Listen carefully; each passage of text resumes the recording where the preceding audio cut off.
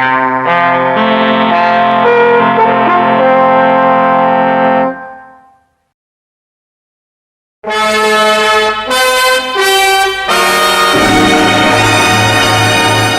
there, and welcome to This Is Your Life. Now, tonight we plan to surprise one of the trickiest characters in television, a man who's been in 1,000 tight corners and weird situations, but we have a problem. At this very moment, he's over there preparing a scene for a future episode in this series. Now, as you can see, there's nowhere to hide, nowhere to take cover, so what I plan to do is dash in this Jeep at the precise moment that our man turns in the other direction. Now, we know the scene, we know when this should happen, so it's a matter of split-second timing. Please keep your fingers crossed that everything we plan works out as we planned it. Right, let's go. Where are we? I'm not sure, Joe. We must be very careful. You never know what you might run into on these alien planets. Doctor, look! Oh, Doctor! Over here! Over this way, Doctor! This way, Doctor! This way! Jon Pertwee, actor, comedian, star of Doctor Who. Tonight, This Is Your Life. Oh, my God. Go on, hop aboard the Jeep. Oh, my God. Okay, brother. I'll take him away before you return.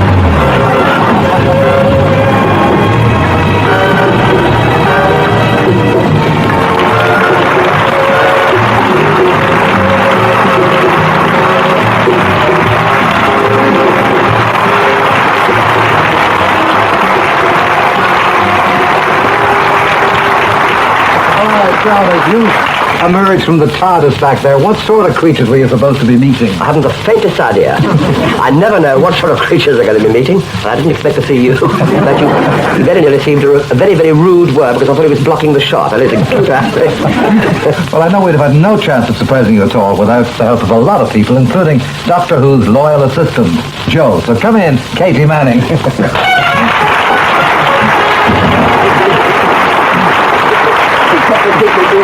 Really couldn't run away in. Must have been a bit of a strain keeping that secret all the I time. can't tell you how difficult it was. I hate keeping secrets. I was very fond of keeping one from John. You did very well. She said she was ill all day. I was. She cried several times. But kept what you did. Well, now, I imagine you're fairly new acquaintances anyway, aren't you? You certainly are, yes. I don't know that you kept a secret of that as well some time ago. No, I don't think I would. Why not? Well, when I first started on Doctor Who, it was about my third television appearance. And I was absolutely hysterical about the whole thing. And I was given a shooting script, which didn't make any sense to me at all. And I sat up all night learning everybody's lines. And finally, when I got there, they decided to shoot it all back to front and the wrong way round. I didn't know what on earth was going on. So finally, I decided to go up and type up character and ask John what was happening. What did he say? Well, he just sort of looked at me and he said, well, actually, I don't know what's going on. I haven't read the script yet. I don't know whether that was true or not, but it made me feel an awful lot better. We call it instant acting. Instant acting. Thank you, Katy Manning. What good instant acting is this?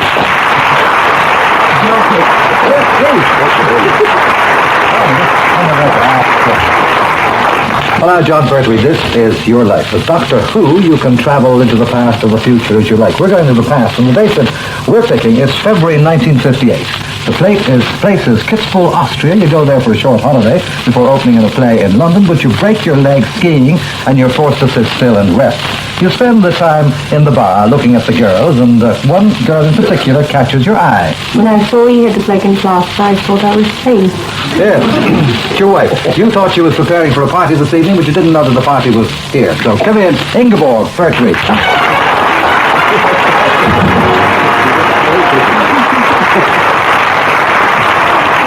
Now, Ingeborg, I've got a picture of mine of this fellow with his leg in plaster. How, in fact, did he approach you? He asked me for dinner date, and I hadn't been a date before. Already, Yes, which I got over very quickly, and then I rushed up to see John, and he said, what about dinner? So I had to have another dinner, and, I had a terrible stomach pain. It was Three dinners then. Two. No, don't exaggerate. Now, I know we had to go back to England the next day to start work on a play. Did you think you'd ever meet again?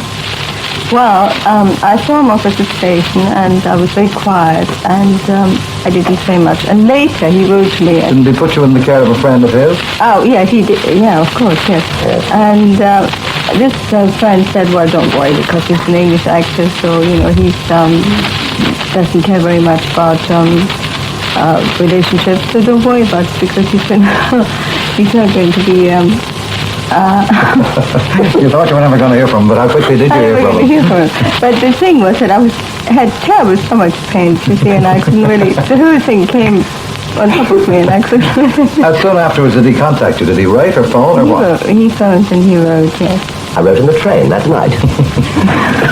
And then you came to England eventually for a holiday, and then you came and you stayed. Yes.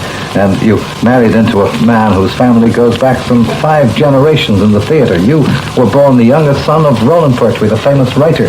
And from an early age, you and your brothers make up plays and act in them. And John always took the part of Stinkers, the butler. Yes, it's one of your earliest critics, now a famous writer himself. Of course, your brother, Michael Pertwee.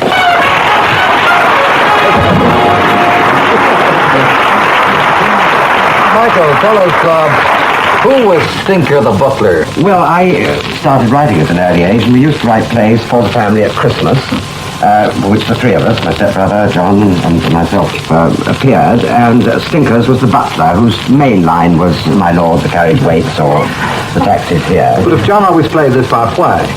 Well, I was older, therefore the starring part was mine. Toby got the next best part, and quite frankly, we didn't really think very much of John as an actor. He still doesn't.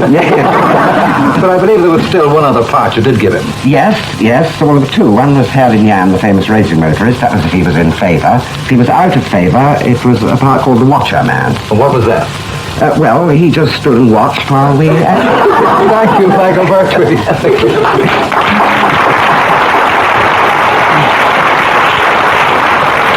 Well, now, John, despite your brother's lack of confidence in your talents, it is you who go to drama school, and in 1957 you get your first job with the Jersey Repertory Theatre.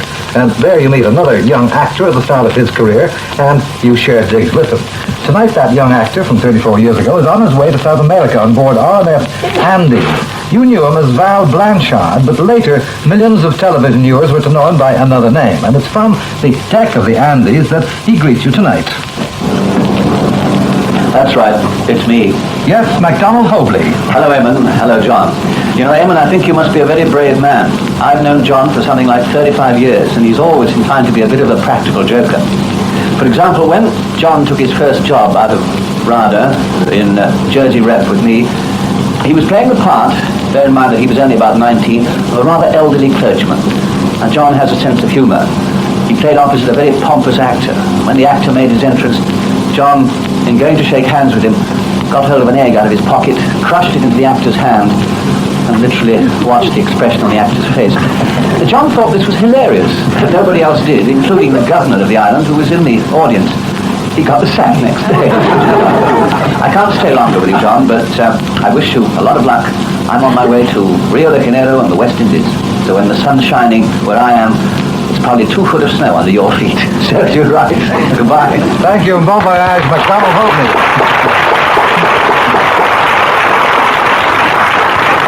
John, your own mate there, he changed his name from Val Blanchard, and I believe he was with you the night that you made the momentous decision to change your name. That's right. Now, what was your original name, Jon Pertwee?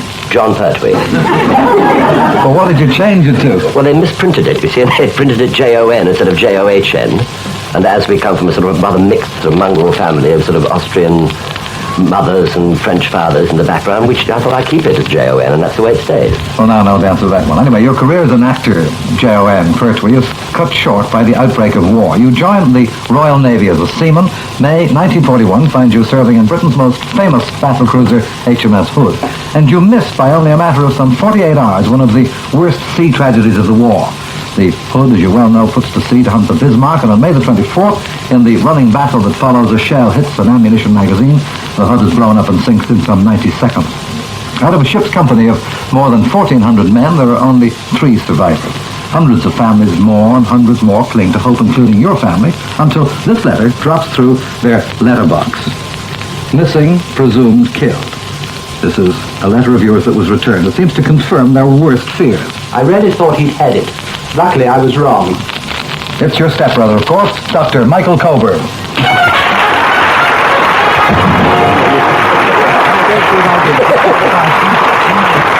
Now, Michael, you tell us what happened, will you? Well, I was a medical student then, having a fairly easy war in Edinburgh, and John had come to see me just before that. He was in Versailles, and he went off.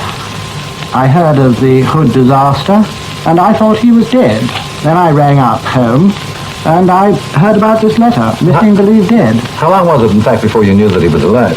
Well, it was quite some time as I was in Edinburgh. Then I found out, well, I was pleased and somewhat surprised to hear that he'd been given a job in the Officer Training Corps, and that he'd gone there. And well, I said to myself then, if he's this lucky, then I needn't bother about him during the rest of the war. Thank you, Dr. Michael Colburn. Thank you. What about yourself, John? When, in fact, did you learn of the disaster of the Hood? Oh, I can't remember. I think when I was on the Dunluce Castle, I think, in... And I know that that you had many good friends of yours who went down with the Hood, and Indeed, two of the three survivors are alive today. You haven't seen them for 30 years, ever since you said goodbye at Scapa Flow on the mid-deck of the Hood in 1941. But all those 30 years later, we found those two survivors from 500 miles apart, one in Newcastle upon Tyne, the other in Portsmouth. Bob Tilburn, now a civil servant, and Lieutenant Ted Briggs, still in the Royal Navy. Come in, boys.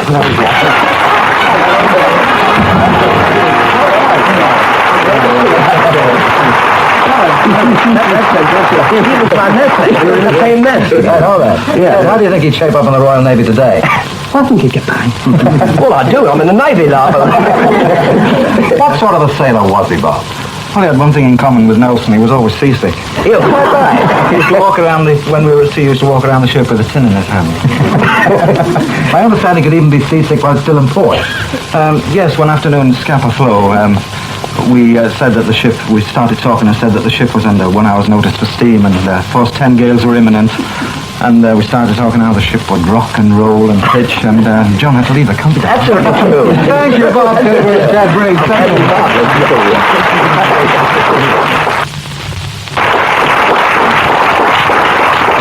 Well, now, John, on August the 7th, 1941, you're commissioned as an officer, and you're quickly promoted to full lieutenant with 2 gold rings gleaming on your sleeve. You join the Naval Broadcasting Section in London, where the splendor of your rank overawes a certain nervous 18-year-old ordinary seaman on your staff. That former seaman is well inland in Birmingham tonight. When I first arrived in John's office, you know, he was so officious. I think he thought he was an admiral instead of being just an ordinary 2-ringer lieutenant. Ordinary seaman Jacobs D, now more familiar to you as David Jacobs. You know, when I did join John at the Admiralty, he really was absolutely awful to me. I don't know what it was, but every time he wanted anything, it was Jacobs this, Jacobs that. He had me running all over the place. And it wasn't until one day we were coming back from the studio, because after all we were meant to be in the broadcasting unit, and we were coming back in a tube train, and he could hardly sit next to me, but he did bring himself to, since there were 2 seats side by side, he could hardly have sat opposite. And suddenly he said to me, Jacobs, what's that stupid grin on your face for? I said, well, I'm awfully sorry, sir. I didn't know it was a stupid grin, but I was sort of half smiling at that rather pretty girl sitting opposite. He said, do you find her attractive? So I said, well, she's absolutely gorgeous. Well, he said, thank heavens, at last we've got something in common. I mean, it was quite extraordinary, because from that moment onwards, we agreed that we did rather like the same sort of young ladies. And that very night, he was very kind. He changed completely. He took me to the theatre, to the Windmill Theatre. Now, he didn't take me to the front of the house at all. What he did was, he took me backstage. Well, I'd never been front stage before, but to go backstage was quite incredible, because there were all these girls walking around with practically no clothes on. And I was not just seeing them as a member of the audience, but I was having tea with them. It was unbelievable. So, John, whatever you may have done for me in my life, and we've been good friends for many, many years, I thank you for that visit to the Windmill Theatre. It was an eye-opener. It changed my life completely. I've never been the same since. Thank you. Thank you, David.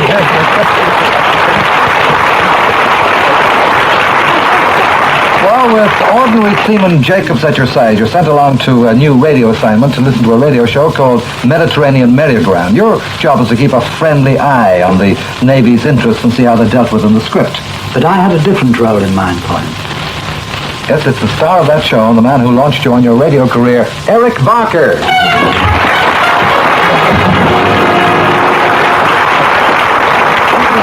Eric, what do you mean by a different role? Well, It's always been hard to find actors who are good on radio.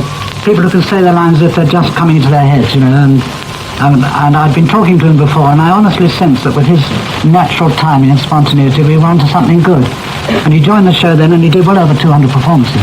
I know that you created many of the characters for him. Which of those characters was your favorite? Well, he was terribly good at all of them, honestly, but I wonder how many old sweats remember the head of Naval Security. He had a very simple policy.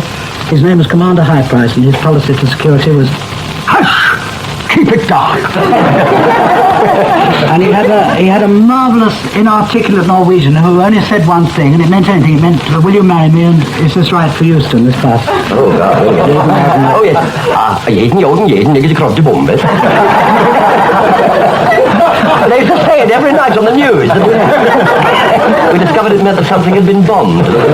What was your own favorite, Eric, out of all these? Well, I think my favourite was the one that really did make him become the national favourite with him, and that was the erstwhile bugler at Plymouth Barracks, who was always doing himself a mischief when his fellow sea dogs used to put various pieces of bric-a-brac down the trumpet. And if he'd go on ad-libbing like this, may as well tear these strips up. Well, that was up to his, oh, I know that. Oh, that doesn't matter what you do as long as you tear it up. Thank you, John, and thank you, Eric Barker, for reminding us.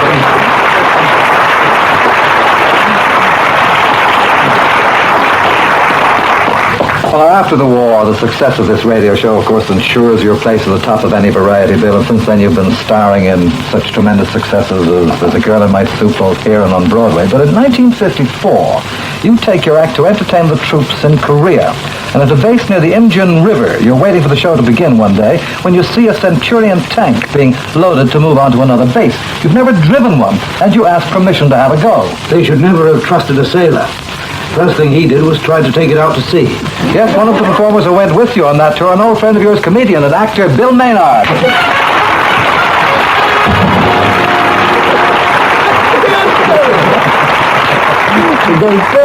Tell us what happened to that tank. Well, actually, as you probably gathered from his story, if there's anything to drive or sail or ride, he wants to do it. And actually, he was really given a ride, you see, but when he was in it, he wanted to have a go.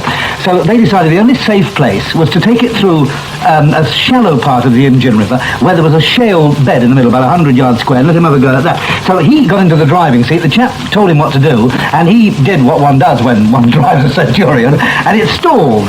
And the battery was a bit low because they were ready to come back to the UK, so one of these blokes, tank corps blokes, waded through the Imjin, which wasn't heated, to fetch another Centurion to hitch up and to give it a tow, you see. So they brought this other tank, hitched it up, started a tow, and that one stalled as well.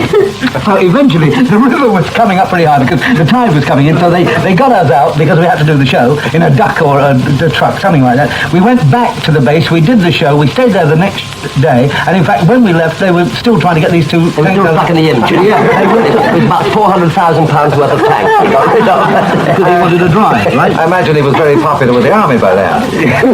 Well, actually, they were very, very pleased with the show, presumably, because afterwards they made us both honorary members of the 8th Tank. It's a fifth royal tank. Fifth, was it? Fifth royal tank. Oh, I'm sorry, well, I always exaggerate. With a CO. He went into action blowing a hunting. That's it, right. But what was it? You told me before he had the whole corps down on their knees at one stage. What was this? Oh, yeah. Well, you see, when we went to the messes or wardrooms or things, when we did these shows, John has hundreds of games that he wants to play, that one or two we can talk about now. And there was one particular game, because as you probably know, he's very agile, and he could do all these games beautifully. And there was one particular game he did with a box of matches. I don't know if you remember it, which you have to... With lots of box of matches here. Tell us what... My God, what a coincidence. We've been rehearsing nothing for 4 months. Right. I'll show you the sort of thing. I could never do it, but this is the way it works. Lovely. I forgot to ask him for a ride or something. However, you get down like this, you put the arm, that is right, John, isn't it? Like that, flat. And then you put the matchbox at the end of the fingers, you see. Then you must put your hands behind your back. And what you have to do is you have to pick the matchbox up with your mouth, you see, without letting your arm. It's so easy. Oh, yeah, it is. If you see, right, come here, you see, I could find this all day. You can't do it. Can you still do it, John? I very much doubt it, but I'll have a go. You know how to do it. Doesn't Katy know how to do it? Come on, come over here with Dr. Hood. Katy can do it, I think. Not in these trousers, I guess. Oh, say, come off, you fool. Together. Yeah, you may. I know he wrecked his back, Ingeborg said, but He's nearly there. he can do it.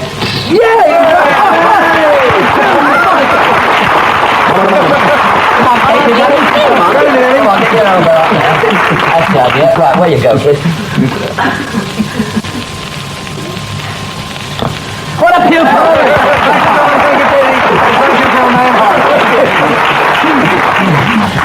I don't believe you're back. He said he had a bad back this morning. I have. I got a terrible back. I'll never forget you anyway. Anyhow, we're skipping on now. Of course, you and Ingeborg get married on the 13th of August 1960 at Bourne End in Buckinghamshire. Now you have 2 children. Dariel, age 9, and 6-year-old Sean, who by now, of course, will be getting ready for bed. But this afternoon, as a special treat, we took them along to where Father works. Hello, Papa. I bet you didn't know I was going to be on television tonight. We wanted to keep it a secret, but we didn't want you to know. Shawnee's here too. Shawnee? Shawn?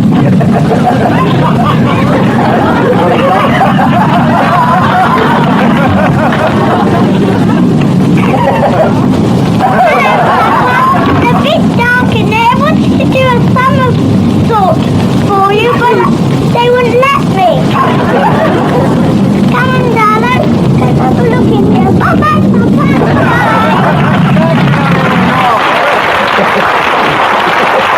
Well, John, your lifelong love of the sea is reflected by the place that you and Ingeborg choose to make your summer home on the island of Ibiza in the Mediterranean. You become friends with many of the artists living there. And one day, you're in the villa of one of these painters when you see what looks like an original picture by one of the greatest painters of this century, Henri Matisse, whose pictures today sell for many thousands of pounds. You'd like to own the painting, but you doubt if you could afford it, and you wonder if there's a chance of a bargain. And suddenly, I was very worried. Oh, yeah. And yes, the painter who owned that Matisse, he's a man with several names, but this evening he's chosen to be called Emir. Come in, Emir.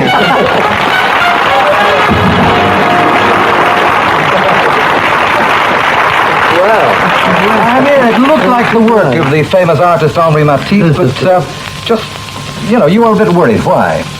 Well, it wasn't quite dry. painting by Matisse takes 3 months. It wasn't quite dry. Now listen, I happen to know that Matisse died in 1954, and this is a few years later. How come the picture was still wet? Let's not talk about it. Let's not talk about it in public a lot. However, I couldn't afford to think to sell a painting to a friend. That's something that I never did. But many dealers and art galleries... I made an exclusive use in the past to sell paintings to museums and artists. But not to private, and certainly not to friends. So that was out of this. So I just didn't know how to get him out of the house. But some of these museums and art galleries, there were some misunderstandings about these paintings that got you into perhaps a little difficulty. Well, it didn't got me in difficulty, it got someone else who was trying to sell them. That was the moment when I saw, and I found out who my friends are. There's nothing like having difficulties to know your friends.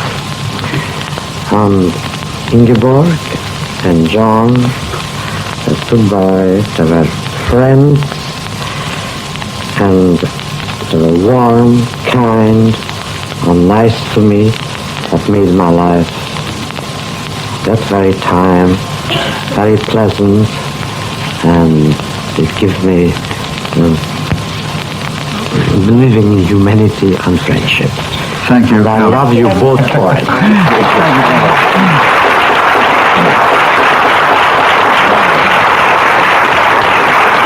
So, Jon Pertwee, this is your life, but I wouldn't be here saying this to you, but for the quick thinking of one man 12 years ago, because one day in October 1958, you only had seconds to live. You were diving off a beetle when the pipe giving your air supply got hooked onto the anchor of a yacht underwater. You couldn't get free. You were trapped 30 feet underneath with no air supply and struggling for life.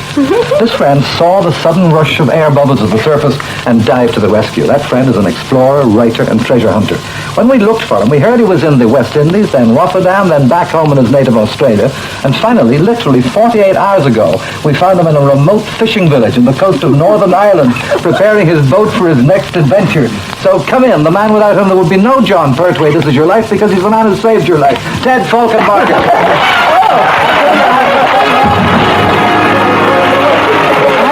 He's got my jacket on and all.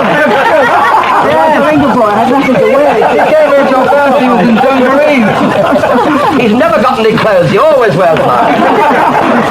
Well, as the man responsible for Pertwee being here, we give you the last word on the program, Ted.